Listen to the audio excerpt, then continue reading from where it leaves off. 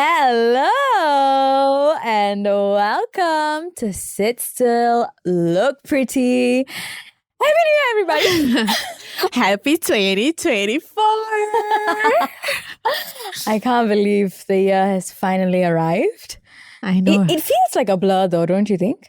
It does. All I can remember is we recorded our Diwali episode, and after that we got featured on a newspaper, and I was like, okay, we are ending the year. What a successful year. What a good run. But yeah, here we are. Here we are. To start off this new year, we need to start off with a solid topic. And I think you came up with a good one. You want to say what it is? All right. The topic is New Year, clean slate, fresh start, the hype. Should I do poem at this point? I was clearly having fun coming out with the topic, as you can see. Yeah. But basically, the topic highlights the fact that there's so much of hype, right, around the fact that it's a new year, it's a clean slate, it's a fresh start. So we're going to be talking all about that. So with that, can I ask how the year 2023 was for you? And did it turn out to be everything you wanted it to be? Okay, so basically, this was actually initiated by my friend. When we started the year 2023, I can remember we were seated together on a table and she looked at me and she said, okay guys, all of us. She was like, okay guys, so everyone has to say a single word for the year. And I'm just going to type it in our group chat and we were just like, it's just for fun. But I realized that throughout the year, that word really sticked with me. Maybe because that was the first thing I sat down at the table and I said like during the fresh new year. And the word was adventure. Because at that point of time, I knew that I was going to go away. So I knew that it's going to be a year filled with a lot of adventure. And that's something that I told myself that's going to be the biggest challenge. So much happened. Clearly I had a solo special on that itself. But I think towards the end of the year, Priya, is when I truly processed. I was sitting down and I was like, did I really live 6 months by myself abroad? And then I was like, how did I do it? And all these like deep reflections, somehow, I don't know whether you feel it. It always happens during the month of December, whereby our head goes like to a weird space. Like you don't know whether you are happy or you are sad. It's just like a grey area in December that you feel. And you can't really put that into words. So clearly, 2023 for me, during when I was reflecting, it is truly one of the best years of my life. And I cannot deny the fact that it was the best year. But at the same time, if you ask me, was I also living my nightmare? This might come as a shock to a lot of people, but I was, because it was also a very heavy year. I remember like celebrating my birthday all by myself for the first time ever in my life with nobody next to you, sobbing at a freaking restaurant. Or the uncle was putting biryani on my plate, Priya. My tears were streaming. I couldn't even face him. Like, these are things that you will never forget in your life. At the same time, this was also the year I saw the Northern Lights. So like, what can I complain about? This was also the year, the year has passed. That was also... It's going to take the entire month of January before that sinks in. Yeah. But that was also the year I picked up a new sport. Like, spin is so close to my heart right now. Basically, something that I would really wrap this 2023 into. I don't think I have been this confident and this sure about the person I have grown to become. But definitely 2023 was the year of like, stop putting your faith and trust on everybody around you except yourself. So definitely I feel like now I really stand my ground. I truly harnessed the word adventure. I truly loved the year 2023 with all my heart, including the downs that happened in that year. We got to rate it, man. So on a scale of 1 to 10, what would you give 2023? Wow, tough. I think I'm honestly going to go with a 10 out of 10 because truly one of it's truly one of the best years of my life. All I can say is I pray that this repeats in the history one more time. But I loved the year 2023. I really did. Now that my story is over, how was your 2023 when you didn't have me by your side? No, I'm just kidding. But how was your year 2023? That was a big part of how I dealt with 2023. I was like so lost in life. I was like, Priyanka is not here. What am I ever going to do? Clearly, you all can see the sarcasm in her. No, but of course I missed you for the 6 months that you were away. Hence all the 6-hour conversations that we had. But yeah, so 2023, I mean, to be very honest, 2023 started off very rough for me, for sure. Basically, what I had planned for the year, which was to go to uni, was no longer in the picture. There was no job. I was jobless. So I didn't know what I was going to do with my life. So the first half of the year was very, very scary. And I think, the fact that I know we had to pre-record like Sit Still Look Pretty because Priyanka was going to be away. But that meant that the 6 months, I also couldn't like look forward to like sitting down and like doing Sit Still Look Pretty. So it really felt like I had like no life, and I was very, very scared about like what I'm going to become or what I'm going to do after this. And then alas, the second half of the year is when I think things really started to like pick up for me. Managed to get a full-time job. Things were looking great. Priyanka was back. We started to do Sit Still Look Pretty once again. So, the therapy that was missing in my life was restored.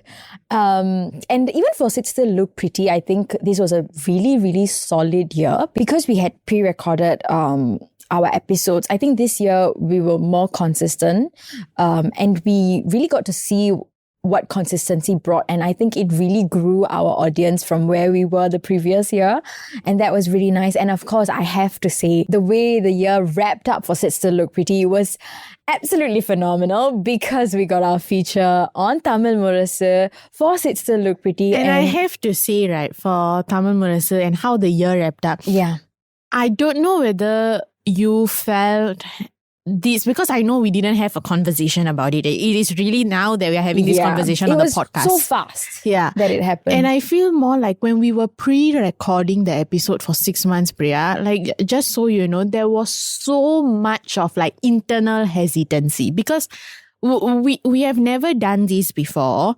We don't know how like it's gonna ever play out.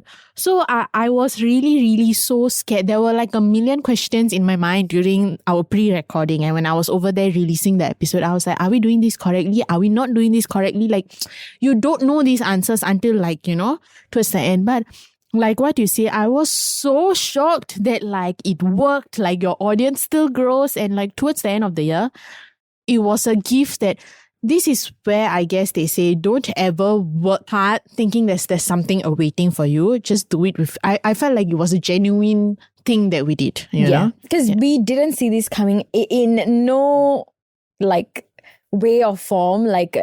Or there was like, okay, by the end of the year, we have to have this achievement unlocked. There was no such thing. It was truly just giving all out for Sit Still Look Pretty and then seeing where it took us. And but it does feel great to be acknowledged and rewarded in such a manner. But if you remember, Priyanka, this is not the first... I wouldn't say radio program, but like this is not the first time we've been featured on the news, if you recall. I know! Okay, this is damn funny. We have to share with them. It's how, right, I called Priya and I was like, oh my God, I cannot believe this is happening to us. And she goes, you know that this is not the first time we are being featured. That audacity of an arrogance Miss Priya be having. She was like, girl, we be slaying since Radio Heatwave days. What are you talking about, man? It's definitely not arrogance. And the thing, to be very honest with you, it had completely slipped my mind too, that such a thing happened. Like we started Ilamai Espresso and it got picked up because again, it was a Tamil radio program after such a long time. And, we had, again, we were like featuring guests and it was student run and it was, a wonderful, wonderful, adventure when we got featured on Tamil Murasu, and I was like looking back on it, I was like, wait a minute. But yeah, it was such a wholesome and like fulfilling experience. I think this just goes to show that I equally had a very, very good time in 2023. The second half really made up for the first half for sure. So it was a 50-50 year for me. It was really good when it was good, and it was really bad when it was bad. You were not spared, were you? You were like, if this is shit stuff, we're going all the way down. Yeah, that's right. If this is great, we're going all the way high. Which I have to tell the listeners, by the way, guys. This always happens to me and Priya. It's like when things are great, right? We are thriving and like everything in our life will be sailing so smoothly.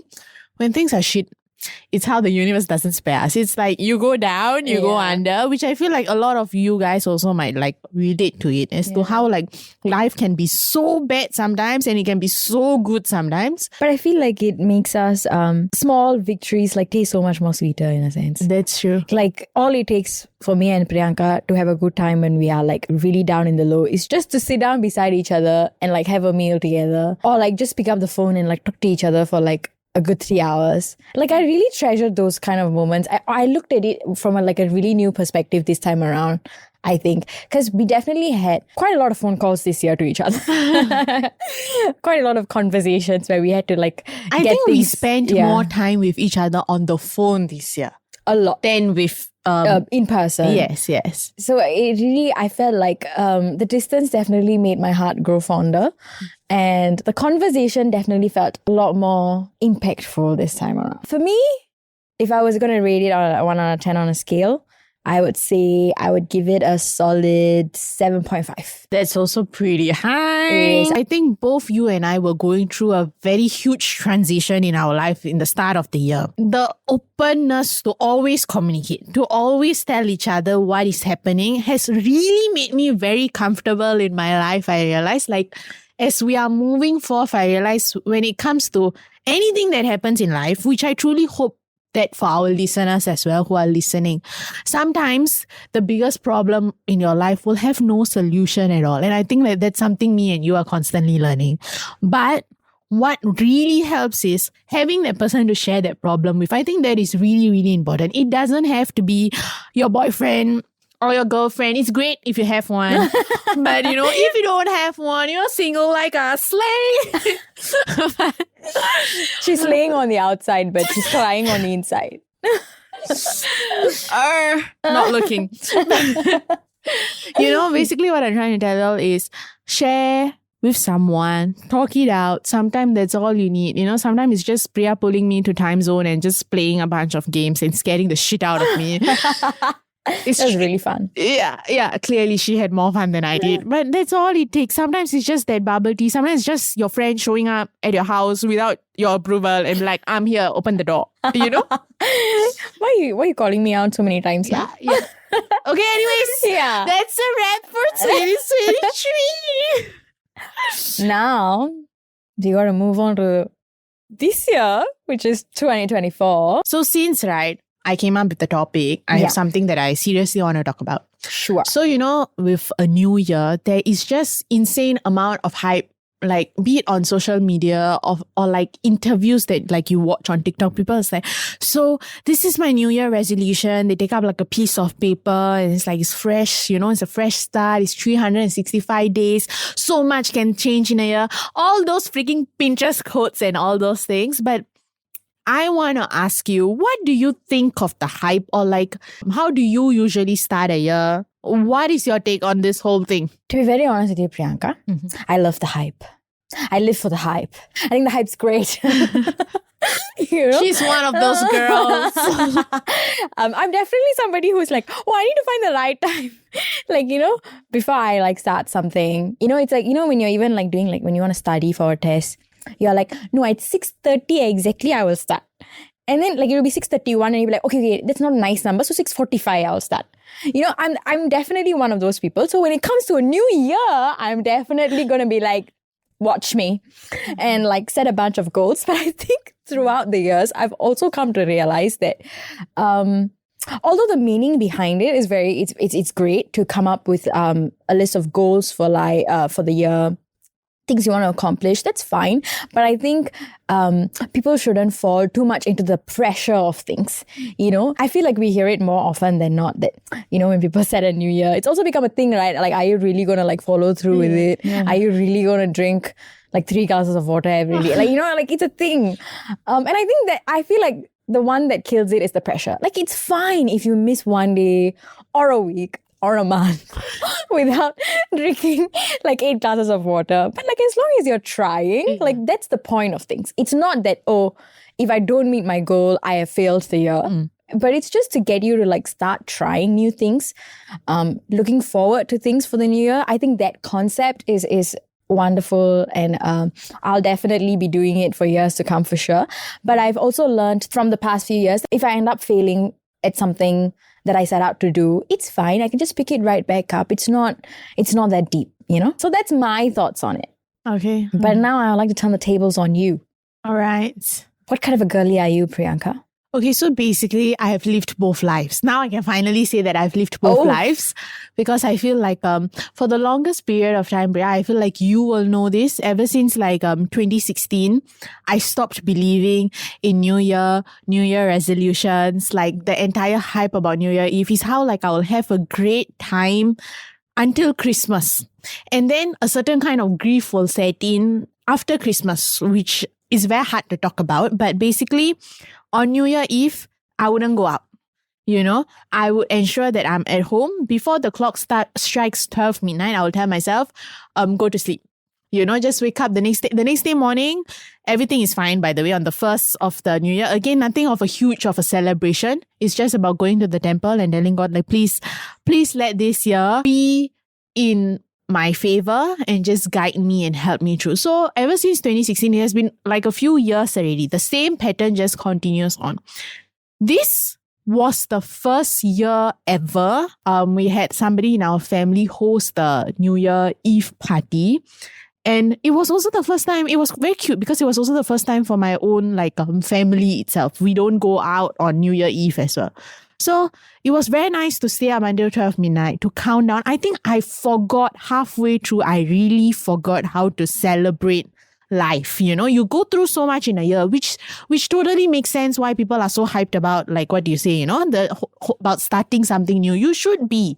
So it was very, very different for me this time around. So if you ask me, does 2024 feel like a clean slate, fresh start now that I've done all those things? It does. But I think the gist of what I'm trying to say is I feel both ends. If you're not someone who is all about this clean slate, fresh start, and everybody around you is preaching there, writing a New Year Eve post, writing, doing a 2023 rap on Instagram and showing they had the best year ever, but you don't vibe with it, I just want to say that it's fine. I've been there. I felt that. At the same time, if you're someone who are out there with the best goals ever, your New Year resolution, New Year, New You, go you. That's also what I want to say. I think there's no way to rigidly live life.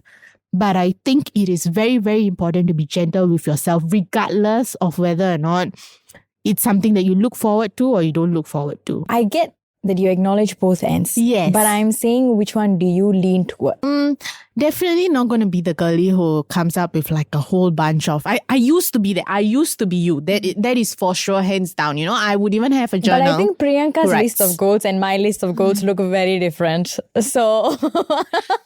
Correct. We were the over-ambitious side of me before 2016, writing goals, But now, no. I seriously don't do it. Now I no longer. I have a planner that every year I will have, but the planner will never hold things like, this year I would want to achieve XYZ. Instead, I come up with a word of the year. Ever since last year, my friend introduced it. I think that's something that I think I want to carry on. That's something that works with me, I guess. Yeah, we shall renew the word. So with that, I want to ask you, what are you looking forward to the most this year, 2024? Oof. The girl who believes in new vibes, new energy. This year, I think I definitely want to read more books. I feel like I've lost my love for reading, to be very honest. Why?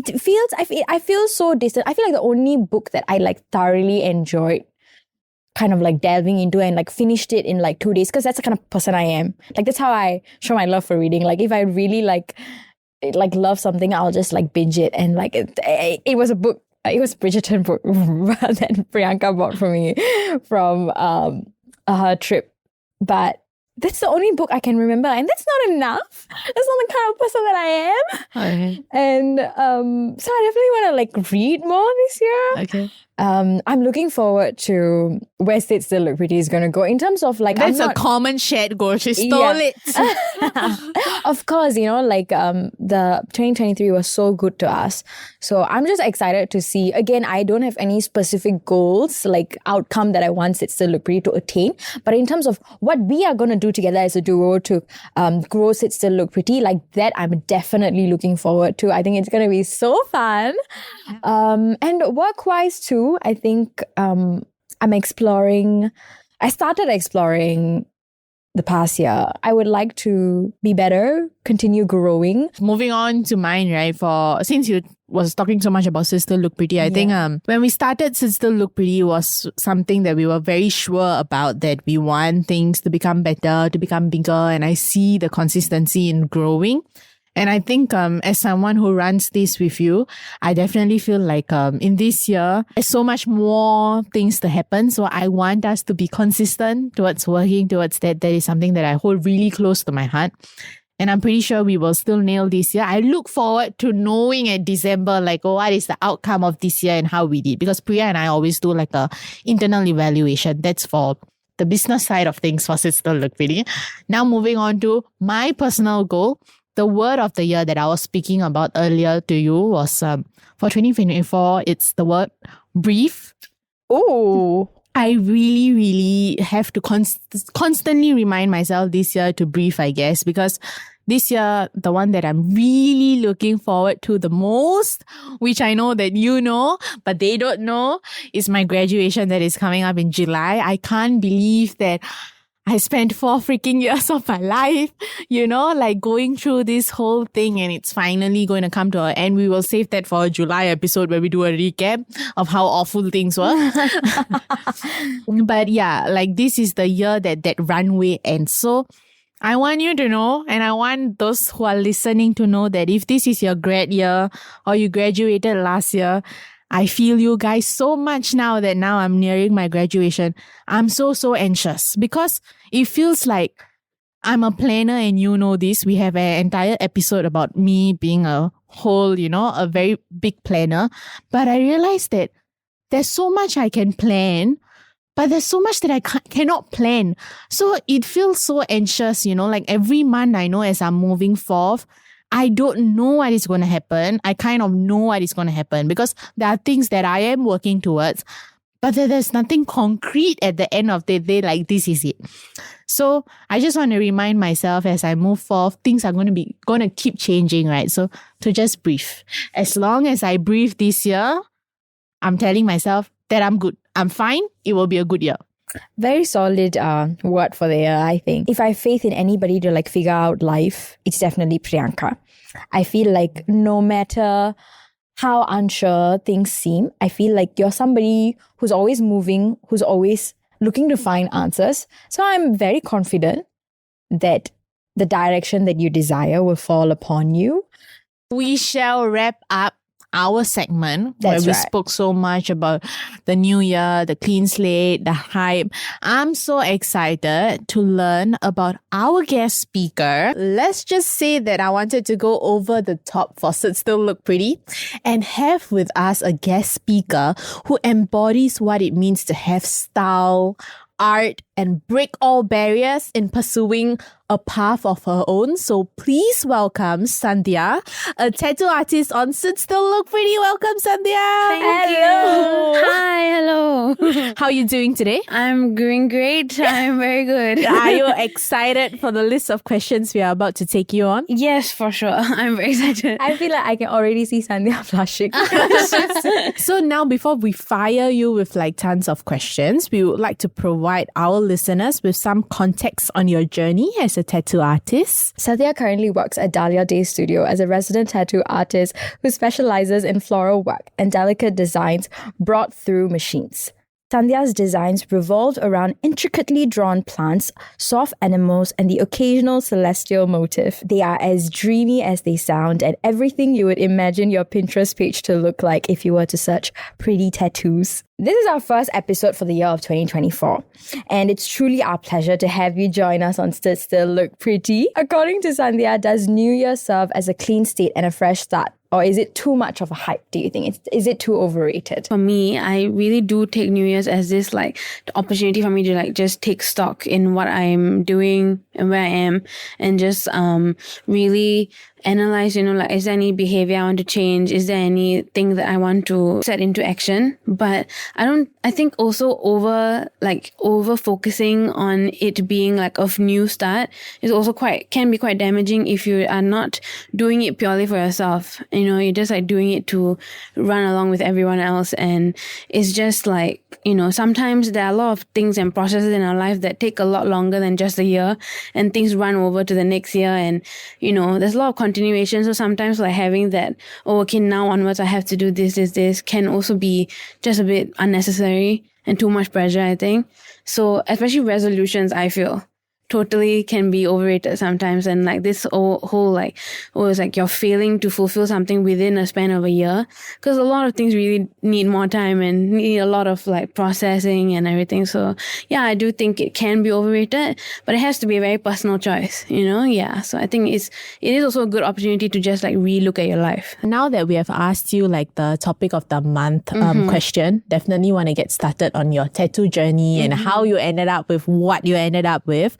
So the question to you is, how did your life journey actually connect you to what you have grown to become today? An amazing creative and an artist. How did that happen? So I've actually been drawing my entire life ever since I was very young, and I would draw on anything, even including myself, which now looking back now it kind of makes sense. But so I was drawing on even my friends also, they would go home with like drawings of that I drew on them. Oh, like with like pens and like I was like, she started tattooing when she was so young.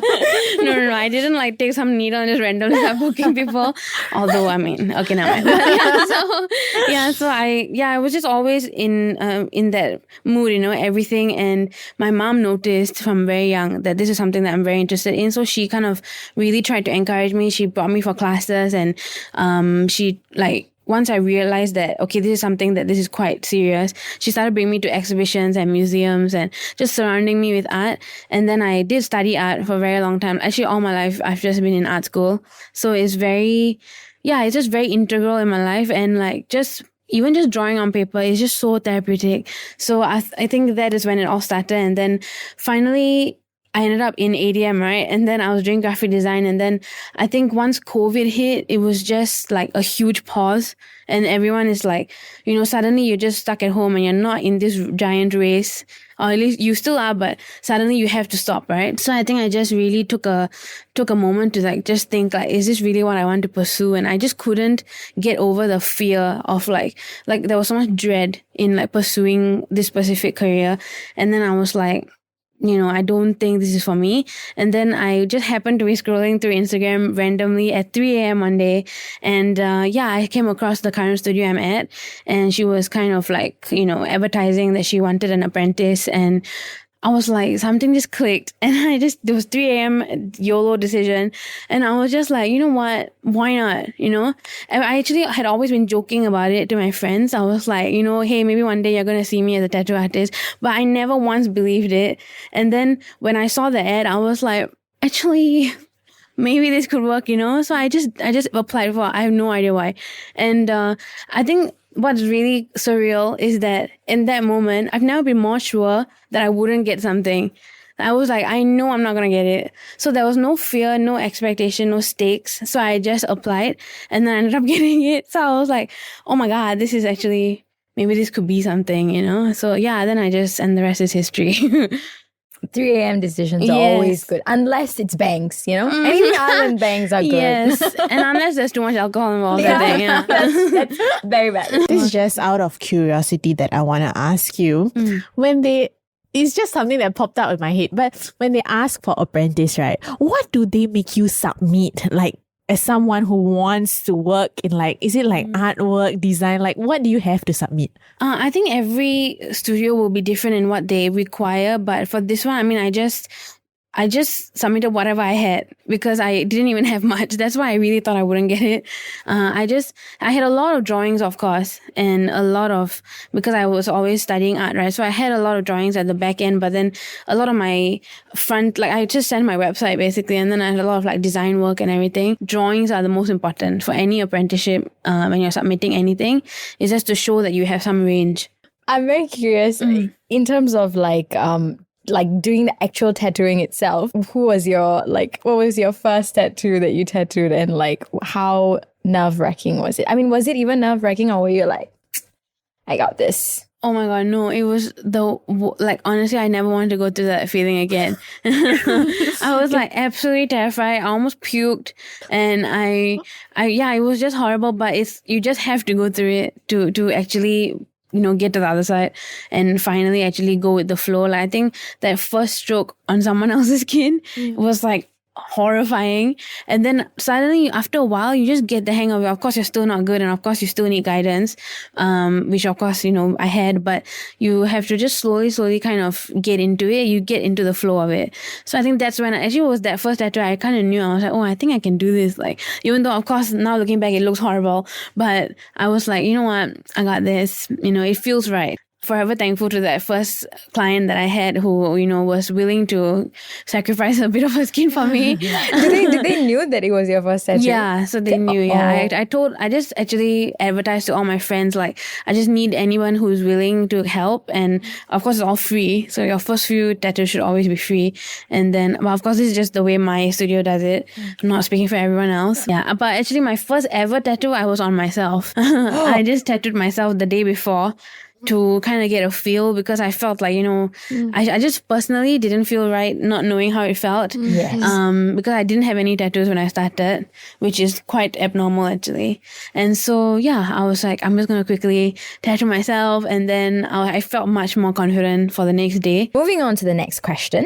Having learned that your style leaned towards intricate florals, soft animals, and celestial motifs, could you share how you developed this unique style and what drew you to these particular themes in your tattoo art? Actually, when I first started, because of course my studio and my boss, my mentor, she has a specific style as well, but she was very open. She was like showing me all the options, and here's all that you can learn. And I think my initial instinct of like the drawings that I brought to her were all roses and skulls, and those were the first two things that I thought of. And I think that's like very basic tattoo motifs, right? So I just instinctively started doing florals, and then once I started, I realized that I enjoyed it so much, and there's so much flow with it. I feel like flowers on bodies is just so nice. It just looks like it's always been there, and it's kind of like just creeping onto you, like a vine like that. And it was also kind of out of a little bit of ego, because I was really not able to get it. Like, I was struggling so much with this style, but I was like, what, I have to do it. So I just like pushed through, and I tried to like, add my own little elements to it. Yeah. So I think this style is full of lines. So that's why it's so therapeutic and it's so beautiful. Yeah. When it comes to tattoo, right, there is no one way answer to it. There's always a clear divide for tattoos, because there are people who are very much into body art and how good it looks, and like, establishing yourself as a person. And then there's the other side of the spectrum, whereby we all know that, they will say that, like it shouldn't, like poke your body, like this is bad for you, like it speaks in a negative connotation. It has that also. Yeah. So I want to ask you, when you were initially starting out, or even now, right, like, what are the challenges you go through as a tattoo artist when it comes to your job per se? And at the same time, what is your impression on this divide? That's a good question. I think for me personally, my personal journey in the beginning, it was definitely convincing my parents that this was a good idea, and they were very, very much against it at first. But we also can't really blame, especially the older generation, because what they grew up with is completely different from what we have now. And like I say, Instagram really changed the game. Like, now you see that there are so many different styles, and there's so many, like, it's so much more inclusive. There's like dainty feminine styles. There's also like job stopper tattoos where it goes onto your neck, past your collar. It was always associated with certain lifestyles, and that was how they were taught, that's what they were exposed to as well. So now we are exposed to it as being a form of art and being a form of like decoration, or like just customizing your own self, like your character, the character you were born with. So I think that I totally understand, and I personally don't take it personally. I actually enjoy engaging with people who love shitting on tattoos because it's really funny. And like especially taxi uncles, that's the best. Like, it's really fun. It's a very interesting divide that we should maybe talk about more, but there's no need to be like offended by it. You dipped your toes into your parents' part, and then after that you came out. Question now. So how did they come around it? Okay, so in the beginning it was quite terrifying, I have to say, and I was very scared because I've always had very supportive parents in terms of art. Like, they really pushed me to pursue it. So now to suddenly have no support, I was a bit scared, but I did get where they were coming from. They were like, this is a totally unknown industry and no one really knows much about it if you're not in it. So like, why would you choose this? And of course, when we grow up, we are not like taught that this is an option. You know, even when I applied, I didn't even think it was gonna work, right? So I totally understood, and I just told them and I reassured them that whatever it is, I do have a backup plan. You know, if anything, there's no actual harm in trying. And it was around the COVID period, and I was like, everything is kind of slowing down anyway. So let me just give this a shot. Like, I'll just dip my toes in it. I'm going to try my best. And then if it doesn't work, it doesn't work, you know? So I kind of reassured them that I'm not just going into it because it's some novel thing. Like, I'm going into it because I genuinely want to give this a shot. And then if it doesn't work, there's no problem. Like, I can just go back into whatever I was doing before. So yeah, I think that made her, especially my mom, she made her realize that, okay, like, you know, she's thinking about it properly. It's not just some like spur of the moment thing. So, yeah. And then, but once I started out, I knew lah. I was like, ain't no way I'm going back there. I would like to know your backup option. Just very curious. Just a busybody. No. Yeah, I mean, I was going to pursue graphic design. Oh, so you're still going to be... Yeah. Okay. I don't know why Girl, I was she's like, studying for it. She's studying ADM. What do you expect me to be like? Becca was so sure I want to be a nurse. I thought, she was just going to be like, you know what? I'm just going to be like an engineer. Oh my God. Yeah, that's very fun. I can't do math. There's no way I can do that. Cheers. Yeah. All on the same boat. Yeah. When did you know that, okay, this so-called side hustle or something that I wanted to just try out is now good to go as my full-time career? What was, because definitely I know, you don't have to mention all these things, but I know someone has to look at finances, have to look at this as a long-time job. So like, what made it feel like, okay, I can tick off all these things? I mean, of course, practically speaking, the finances part, but once you actually start earning from it, you do feel like a little bit more stability. But it was really, I think, it was mainly about like how it felt doing it. Like once I realized that I'm actually like thoroughly enjoying it, and like even though of course I was making mistakes still because I was very young in it, and even though like of course, you know, some things are very challenging, and sometimes during the moment you're like, oh my God, what am I doing? But like at the end of it, the feeling of accomplishment was really like much better than anything I've ever been through. So I think I knew that this was the right option for me. And then even though like of course in the beginning I'm not earning that much, but slowly I was like, I don't know, I just had this feeling that it would work. I think Priyanka asked that question because she also needs a bit of motivation to turn this into her full-time job. Nice. So, did I guess correct? Yes, correctly. I believe in you guys. What are the signs? Okay, Sandhya, and then my next question to you is, we also know that you stand for body positivity, and I'm just curious on how you sort of represent body positivity in your work. I just think like the very act of tattooing is so intimate, and you need to build that trust with your client, and they need to feel comfortable with you. And I think that for me, and I mean just tattooing a body in itself is like you are reinventing it. After that, you're going to look at your own self differently. People are going to look at you differently, depending on how visible it is. And it's also about kind of reclaiming your body in a sense. Like you are taking control of your own body. And like I said, it's like customizing your character, like your default character, you know? And it's like, why not do it? You know, why not make it your own? So I think that in itself is like you have to be body positive. It's inherently in it. So I definitely wanted it to be part of my whole brand. Like I definitely like wanted, like when you look at my page, you have to be able to find a piece that, that looks like it could be on me, like bodies that you can relate to. That's what I aimed for. I was like, I want all to like post a diversity, all skin colors, all skin types, all bodies. That was my main aim. And I mean, it's something that I've always been passionate about because, I've been fed my entire life and I am very comfortable with that word. But of course, not everyone is. But everyone has a different journey and it's a very, very up and down journey. It is not linear. It's not like you get to a certain place and okay, I'm cured for life, but it is definitely very up and down. So I think that, it's always been something I've been passionate about. All my projects are actually in ADM. A lot of my projects were about fatness and your experience as a fat person. And so I knew that I would not let go of it throughout this whole new path I was taking. Let's say I come into your studio and I'm like, Sandhya, I don't have any idea of like what I want to do. Like, this is my first tattoo. Like, I'm pretty sure like people come in with these kind of things, right? How do you guide them? I think reference pictures and sometimes like it really helps to look through and exposure is very important and you look through and then suddenly something will click like, oh, this vibe is what I want, So I think starting with that, Pinterest and Instagram, of course, those are great. But of course, talking to your tattoo artist is very important, like asking them what they are comfortable doing and what they think they'll be best at giving you and then whether this is the best fit for you also.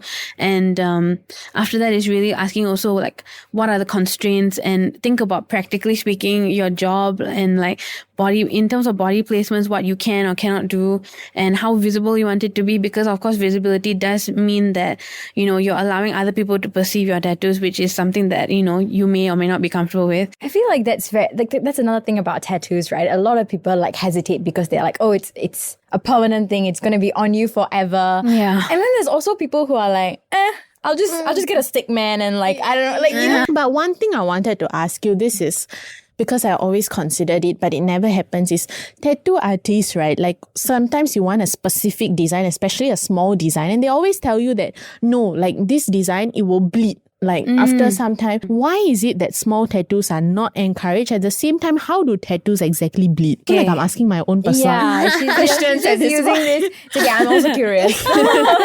No, but I think this is very good to actually talk about because especially with Pinterest and a certain style became very prevalent on Pinterest. Pinterest is still a great platform, by the way. It's really a great resource, but there's a certain style of those really, really tiny minimalist tattoos that are scattered all across the body. That's also totally fine as long as they're done well. And the problem and the reason is that when your skin is kind of slowly breaking down the ink as years go by. So the minute you put it into the skin, of course your skin is like there's a foreign like substance in our body, so it holds it in place, and then that's why it's permanent. But it's holding it in place, trying to break it down over the years, all your white blood cells. I might be getting the technicalities wrong, but all the white blood cells are like really trying to break it down over the years. So that's why bit by bit it starts getting fuzzy, it starts expanding slightly because the lines are just not in like this, it's just slowly migrating slightly. So that's why when you get very small pieces where the lines are so close together, when they start getting fuzzy, they eventually touch. And of course, the thinner the line is, the less ink there is, of course the lighter the appearance. The thicker the line is, the bolder it is. So it's really about making sure that you think properly in terms of your lifestyle, in terms of like where on your body it is. Your tattoo artist will definitely advise you on like which areas of the body are better for certain designs and like also certain lifestyles. Like if you're in the sun a lot, like there are certain things you have to think about. Yeah, I think it's just important to just keep your options open and like really listen to the tattoo artist in terms of like what they are advising, and most of the time they really have your best interest at heart. So that's the best thing to do lah. That's the thing I really love about tattoo artists, because of the fact that they really walk you through and they guide you through like the placement and things like that. I think it's that very therapeutic when your tattoo artist is like, no, it's okay. Yeah. Yes, exactly. Because I feel like we come in with so much of nerves. You don't know whether the design is nice. You don't know whether what you're choosing is nice. So it's always so nice when like there's equal amount of care, concern and input. Yeah. But this is a question I always ask my friends, which is like, what was the hardest place to get tattooed? But I'm just curious from a tattoo artist perspective. Like, which is the most painful part to get tattooed? Yeah. Okay, I mean, there are universal answers that everyone talks about is definitely the ribs is one of the worst. Like, most people really, find it very uncomfortable and quite unbearable towards the end, especially. But there's also a lot of other places, and it's also very individual. So it really does depend on your own body. Generally speaking, the areas that don't see the sun that often, that are not exposed and are also near the joints, those are all the areas that are thinner, more sensitive skin. So yeah, that's generally how it works lah. Of course, areas where there's a lot of nerves, like your hands, your palms, your feet and everything. So that's generally the most painful places. I know there are certain tattoos, for example, really big ones that take multiple sitting. My friends always like complain, I have to sit or I have to like take a break, like it's so painful. But like, I feel like I'm very curious to see how the tattoo artist is like feeling, because they are like focusing, concentrated for like hours, and like it feels very like pressurizing to see from the outside. I'm like, is there a lot of pressure, and like how tiring and exhausting it must be to like hold your hand in that spot? Yeah, this is a very validating podcast for me. But yeah, it is. Of course, it's very draining on the tattoo artist. I think because I still am only 3 years into this, I definitely have a very, very long way to go. Hopefully I'm in this for a very long time. And of course, a lot more to learn. And I think in terms of like handling your own body and your own fatigue and everything, everyone has their own methods on how to do it. Doing anything for long hours is really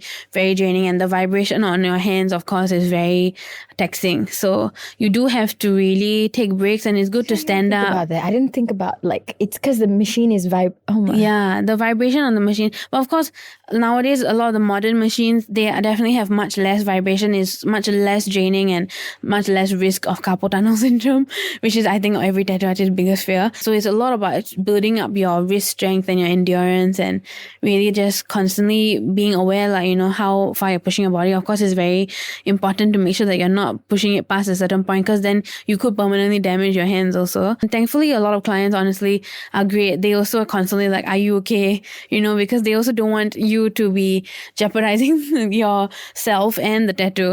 But that brings me to almost we are closing towards the end already, because the reason why we wanted your interview to be right smack the start of the month and to ask you to come down for this interview with us is because at the start of the year, a lot of people, they are going through this phase in life whereby we are reflecting okay, what are we going to be doing for the rest of the year? Whether do I like the job that I am in? Some people right now, we are talking about New Year resolutions and all these things so much, but people might be going through a retrenchment. Jobs every day. The job market is so bad right now. Let's acknowledge that as well. And all this sometimes is so hard to swallow because the year just started. You are at the first month of freaking 365 days ahead of you, right? So I want to ask you, this passion that you're pursuing and something that you love so much, right? What is one golden piece of advice you would like to give to all these people who are listening to this podcast, struggling with all these different things, choosing whether or not they should let go of their current job and pursue their dreams? Yeah, what's your advice to them? First of all, would like to say that you're not alone, and it's really tough, and just not to get discouraged, because truly I do believe that everything kind of does click into place eventually. But of course, it's not from lack of hard work and lack of trying. You have to put yourself out there and grasp things when they come to you. But I think it's also about recognizing when the opportunities come and recognizing that, this could be something I could do, More than ever after this whole experience of this career that I'm pursuing, I really believe in trusting your guts and your instinct, and it's there for a reason, And I personally feel like my kind of general rule of thumb now is that if you are kind of scared of doing something, or more you can't imagine yourself doing something, or can't imagine yourself actually reaching something, but imagining yourself there brings you a lot of enjoyment and excitement, then you should just do it. It is a privilege to say to chase your own dream job. A lot of people maybe just financially or whatever situation they're in, they just can't focus on that right now. So I have to say I am really grateful, and also it is important sometimes that the whole dream job thing can also be overrated, in a sense that it's very different for everyone. Some people, the dream job is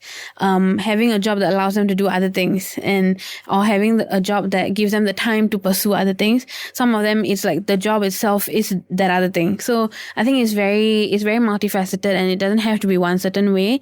And it's also okay to just take it slow and like really understand which one you want to prioritize and how you want to build this life, like it's just, I think it's all about really just listening to yourself. Very well said, Sandhya. Thank you. And now, unfortunately, we have to end the interview. But before we let you go, if there are people who are like, I'm pretty sure you will see me and Priyanka at your studio very soon. But I'm sure our listeners would also love to like ask you some questions. So how can they reach you? And if they are like, no, I don't even need to ask Sandhya questions, I'm ready to head to the studio, where can they find you? Okay, so you can find me at my Instagram at tattooist_Sandhya, and you'll see my number there in my bio. You can just WhatsApp me. You can also DM me. I do accept DMs. So sometimes people like ask me questions and stuff. So yeah, or just hit me up. And get your 2024 tattoo style. Thank you so much, Thank you Sandhya, so for much. joining us. We had such a lovely time talking to you. Thank you. I really enjoyed this interview. I'm thank really you. so glad that this is our first episode for the year and it's with you. But yeah, like Priya said, I think you'll see us at the studio. Thank you. I can't wait. We have finally wrapped up our guest speaker segment. I think you guys would have enjoyed it as much as we did. For sure. But now it is time for us to wrap up our New Year special with the quote of the month. Take it away, Miss Priyanka. There will be a few times in your life when all your instincts will tell you to do something that defies logic, upsets your plans, and may seem crazy to others. When that happens, you do it. Listen to your instincts and ignore everything else. Ignore logic, ignore the odds, ignore the complications, and just go for it. Very beautiful said. Very good way to welcome the new year, I must say. 2023, thank you so much. 2024, it's lovely to meet you. We can't see where you're going to take us. And Happy New Year to all of you out there as well. Have a really good 2024. And we will catch you in the next episode with a new guest and a new cup of tea on Sit Still, Look Pretty, 'cause girl, you're more than a quick gaze.